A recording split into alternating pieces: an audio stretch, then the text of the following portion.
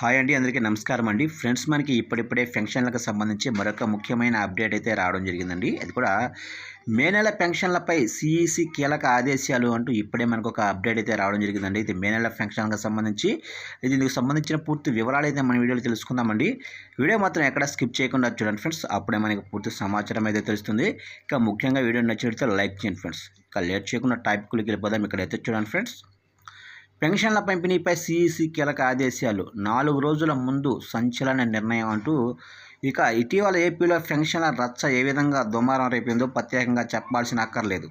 TDP, Janasena, YCP మధ్య మాటల యుద్ధమే జరిగింది. ఒకానొక సందర్భంలో పెన్షన్ ఇవ్వకుండా టీడీపీ అడ్డుపడుతుందని అలాగనే వైసీపీ అడ్డుపడుతుందని టీడీపీ ఒకరిపై ఒకరు విమర్శల వర్షం కురిపించుకున్నారు. ఇక మొత్తానికి పెన్షన్ల పంపిణీ విషయంలో వాలంటీర్లను ఈసీ పక్కన పెట్టిన విషయం తెలిసిందే. తాజాగా ఈసీ పెన్షన్ల వ్యవహారంపై కొత్త టర్న్ తీసుకుంది. ఈ క్రమంలో ప్రభుత్వ ప్రధాన కార్యదర్శి జవహర్ రెడ్డి మే నెల పెన్షన్ల పంపిణీపై ఎన్నికల సంఘానికి క్లారిటీ ఇచ్చారు. ప్రభుత్వ ఉద్యోగుల ద్వారా ఇంటింటికి పెన్షన్ల పంపిణీ చేయాలని ఈసీ ఆదేశాలు జారీ చేసింది. ఇక ఇప్పటికే పెన్షన్ల విషయంలో అనేక ఫిర్యాదులు వచ్చాయని పేర్కొంది.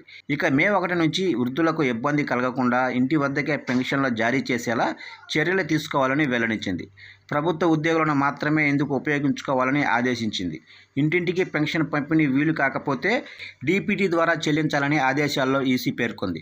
అలాగే తీవ్రమైన ఎండల నేపథ్యంలో ఉదయం 7 గంటల నుంచే పెన్షన్ పంపిణీ మొదలుపెట్టి అర్ధరాత్రి 7 గంటల వరకు కొనసాగిస్తామని వెల్లడించింది. కాగా 1వ తారీఖు సమీపిస్తున్న వేళ 4 రోజుల ముందే ఆదేశాలు జారీ చేసింది. చూశారు కంటే మొత్తం మీదుగా మే 1వ తారీఖు నుంచే ఇంటి వద్ద పెన్షన్ల పంపిణీ ఇచ్చేందుకు ఈసీ కీలక ఆదేశాలు అయితే జారీ చేసింది. ఇక ఎవరైతే ప్రభుత్వ ఉద్యోగులు ఉంటారో వారి ద్వారా నేరుగా ఇంటికే పెన్షన్లు ఇచ్చేందుకు ఈసీ క్లారిటీ కూడా ఇచ్చినట్లుగా తెలుస్తుంది ఫ్రెండ్స్.